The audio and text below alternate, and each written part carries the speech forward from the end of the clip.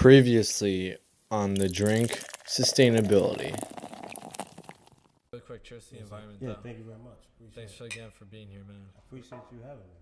Of course, man. Definitely, man. So we was talking about something. I forgot what it was. So yeah, we left off with you were about to tell a story on talking about the Bronx and the environment and environmental justice, and you were about to talk about like someone real short. Like, I'm not a follower of like the Nation of Islam or Malcolm X or anything, but one thing he said, I read in his book called the Final Speeches of Malcolm X, published by Pathfinder.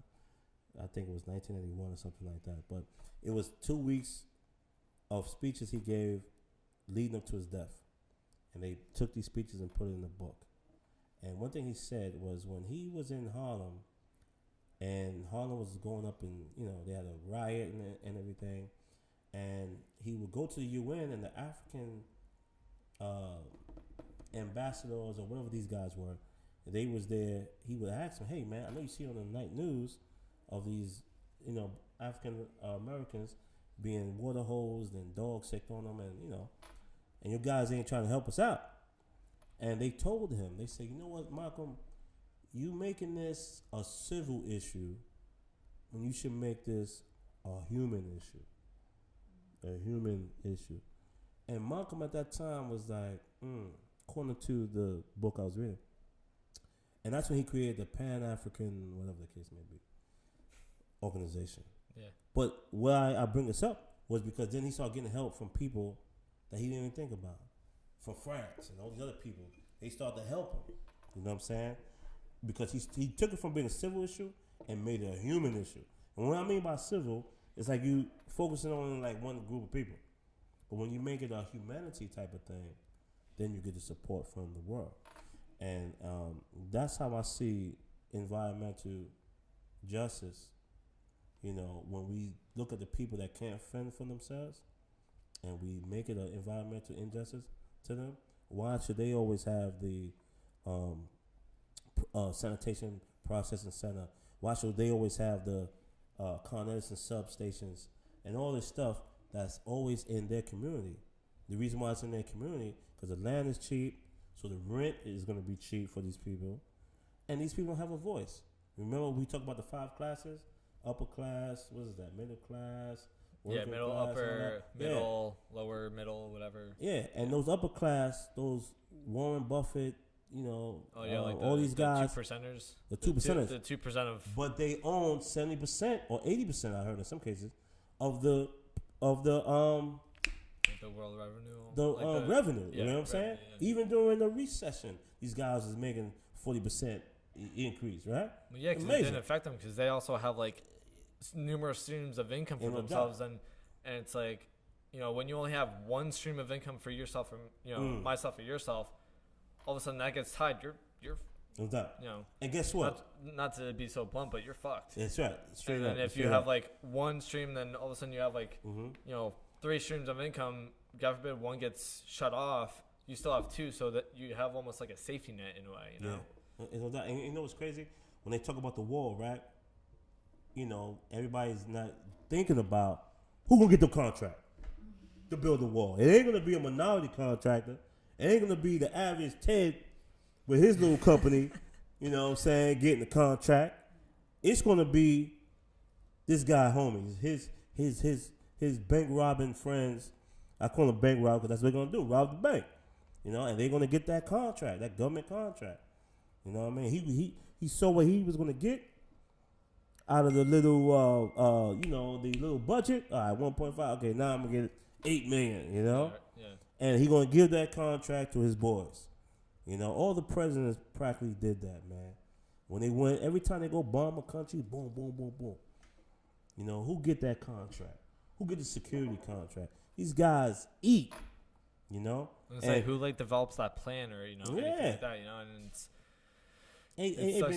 and they probably get a kickback under the table. Yeah. You know what I mean? Hey, I got you $8 billion, man. Can I get something? I mean, like, these guys are swift.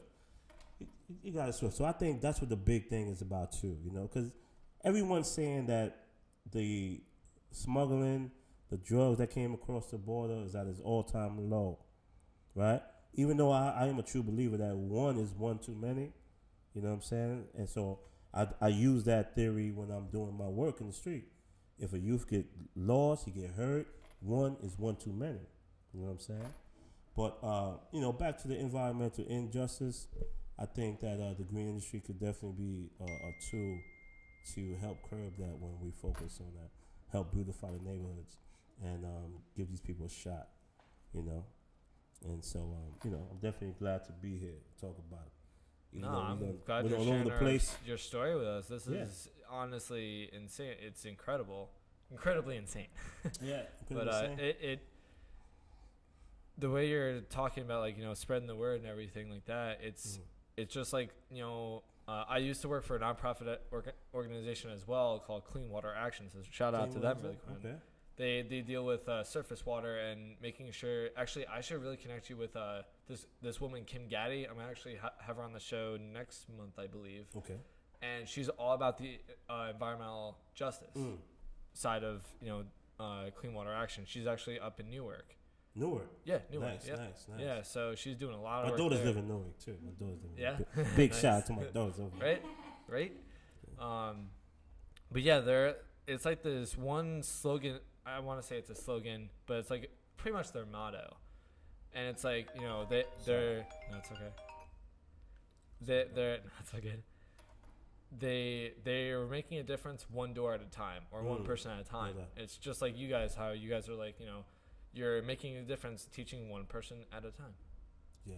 So, and it's simple. That's simple right. as that. And it's just like you recycling, you keeping one debris out of the landfill. The landfill, one at a time, out of the ocean. Yeah, definitely. It's always a immediate impact, and then there's a world stage impact.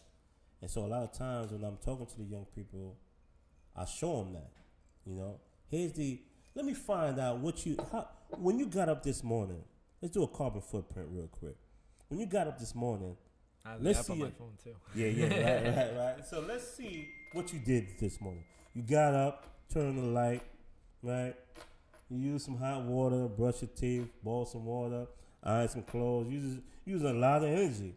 You're not really You're realizing. doing your normal routine, but you don't. Right. Yeah. You know what I'm saying? So, and sometimes these people in these areas never really look at that, They never really stop for 1 minute and say, damn, man, I didn't know, Well, I like that you bring that up because even when I was, and we're talking about you gotta change your habits before you change anyone else's or help them get into a better habitual routine, if you will. And it's like, when I even first got into the environmental movement and all that stuff, it was honestly it's hard to break your one it is. You only name say you name 3 habits that you want to break. Right. It's hard as hell to do it. Yeah. But like you said, you just going back on to when you wanted to change your life and everything, you were hungry about it. You just wanted it. You wanted someone to get grab onto let you in, put you under their wing, and just let you have go ham, change your life around. And it's like that want you need to have that want. Whoops, you need to have that want to change those habits. You're not just like you can't be so half-assed in it. Yeah. And it's funny because once I started doing this podcast and everything like that, it's like something clicked in my head, and it's like I want to do a podcast, and then I'm like, you know what? Since I'm talking about all this stuff, right, I should really be preaching. Put my money where my mouth is, pretty much. And it's like I've been doing a lot of things with when you go out to a bar, no straws, even though I forgot to do it for your drink. Yeah, man. And I know I'm going down. I know, right? And I know everyone that is viewing this podcast right now is probably looking like, dude, you have a straw in your drink, dude. So I am the culprit of that. Well, I'm gonna tell you what I'm gonna do with the straw. I'm gonna take this straw back. It's 2 straws actually. I'm gonna take this straw back. And tonight, my girlfriend's granddaughter gonna be in the house. Reuse it, wash it down, reuse it. Man, we gonna make a little picture with it, man. She gonna draw something. We gonna make it as a nose or there you go. I love it. And I'm gonna take a picture and send it to you, Ted. All right, do it up. That's what I do up. with the straw. All right, that's what we gonna do with the straw. Do it up, man. But I tell you, I would like to one day and I seen Elizabeth do this. before. I seen them come back with their own coffee cup and everything. You know, I seen them doing it for years, right? Who got on my case about that earlier today? Yeah, you know, like I would like to one day be like that. Come to a place to get my own cup and say, "Hey, I got my own cup," or maybe go to a restaurant with my lady or son with my own plate, maybe my own pot. You know, hey, man, yeah, I'm just gonna just give me the ingredients on how you guys make it. I'll just make it myself. Yeah, you know, just put this in there. You know, I would hope to get like that one day, but. You know, so like we always striving. Well, just start. My suggestion, not to interrupt you, but start with the small habits. Meaning, instead of driving yourself, drive with other people. Right. Especially if you guys are going to the same place, just be like, yo, I'll wake up, 15, 30 minutes earlier. Okay, you guys are going in a circuit and then going to work. Nice. You know? Right. That's what I do with one of my friends. Not just because he doesn't have a car at the moment, but it helps. And I'm just like, yo, we gotta get my friend's name is Martin. Mm-hmm. It's like me, Martin, and I'm trying to get my other coworker Kim. Right. Like all of us just get in a car and just go to work because we're in Tom's River, so we're all in like a few minute radius of each other. But it's just like work on carpooling if you can. Work on like, especially for you guys that love to go party out in the bars and stuff. Just try, even if you try to like remember to do it. Ask for no straw. Yeah. And honestly, the one thing I don't understand about why people, ask for a straw or just it comes with the drink, Yeah. It's like, even if for whatever reason, even if the glass is dirty, you're still drinking drinking it. Yeah, totally. And it's not like, Right. Well, whether it's a straw or not, you're still drinking it. I mean, I'm not saying it's gonna be dirty. Yeah. I'm just saying if it is, it's gonna be clean anyway, but you know what I'm saying? Like, well, so I have a habit. It's the small habits that make it. And that is when I drink my coffee, I always use a straw, right? And the reason being because being in the field I am, and a lot of times I have to wear a certain tie and everything. I hate to spill this coffee on my tie. No doubt. And my shirt. You can always just get the reusable straws, like the metal ones. That's what I'm telling you. I got to start, grabbing that and taking that with me. But some people say, yo, how you drink the coffee with a straw, man?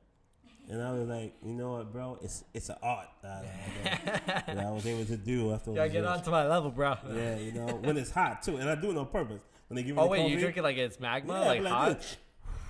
They're like, yo, God bless you, man. You got the toughest tongue in the world. Dude, that's like how my mom is. My mom can drink coffee like it's magma, bro. Wow. And I just I could see the steam coming out of the cup. I'm like, I'm gonna let that sit for a while. I don't want my taste buds to be burned to high hell. It's an big shout out to Ted Moms. She got big shout out to Linda. Let's go.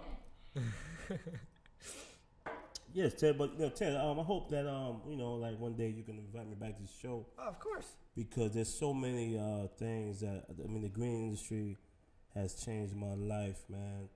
It helped me have the not just the lifestyle that I have now, but it also made me look at the world different. It helped me reinvent myself.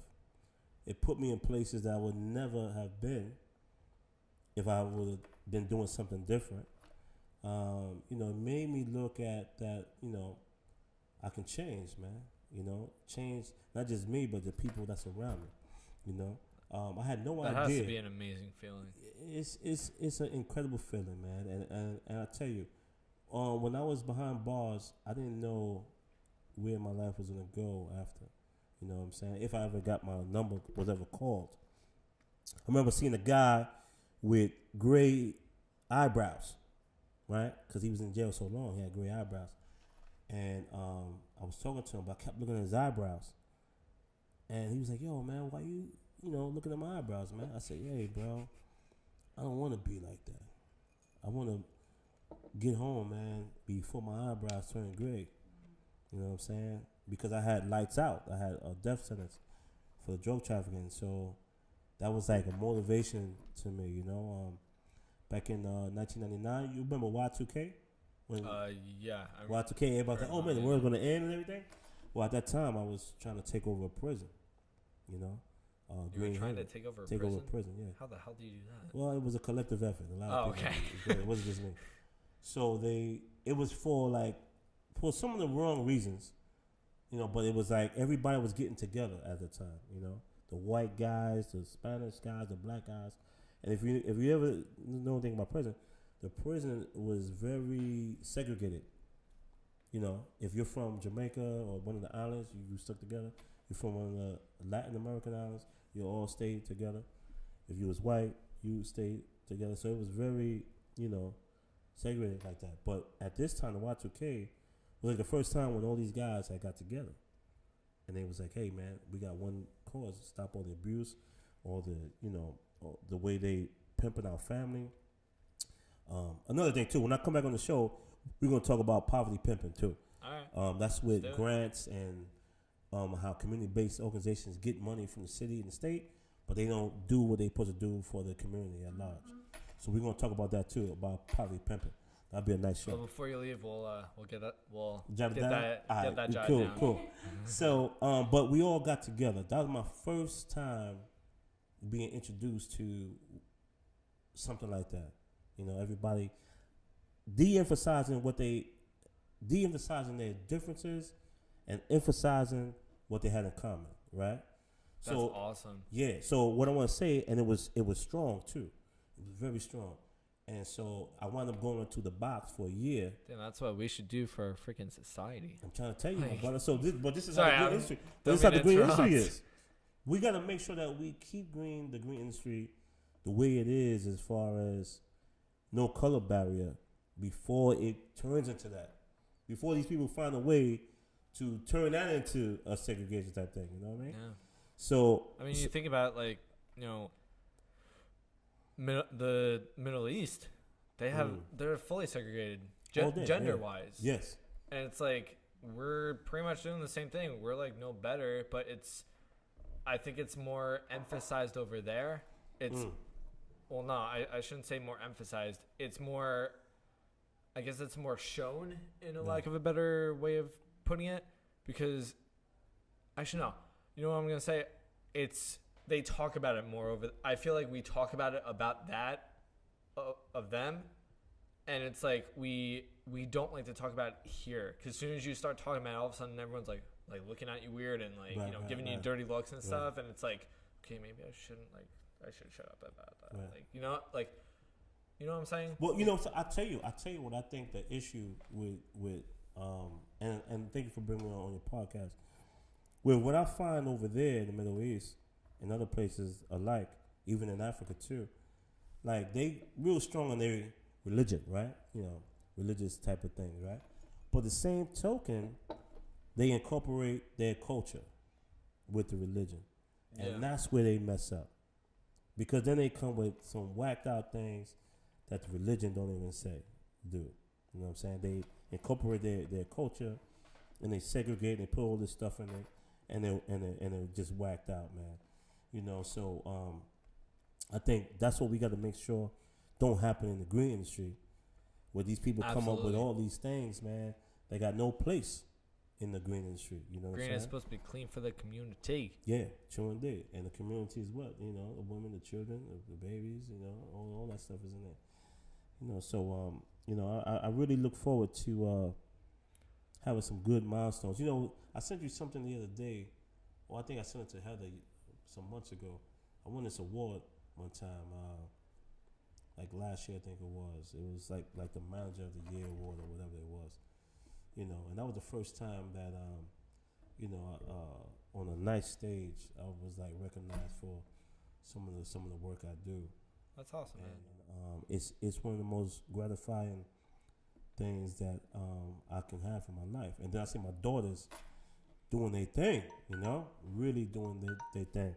And I just hope that I can continue to be a positive role model, not just for my family, but for the community that I touch, you know, because that's awesome, man. Yeah, man. You know, that's incredible. Yeah. I really want to keep on busting it down, bro. Cheers to that, man. Cheers to that. Cheers to seeing your students, duplicating your skills and growing. All day. Cheers to that, man. All day. Cheers to sustainability as well. All the time. Hell yeah. And next time when we have you on the show, we'll cover all the other things that we will go over. So, other than that, man, Amen. Thank you very much for being on the show, right, dude. thank This you, was Tank. awesome as hell, bro. Appreciate it. The drink, we're clicking to the environment. We're clicking to the environment. We're drinking to the environment.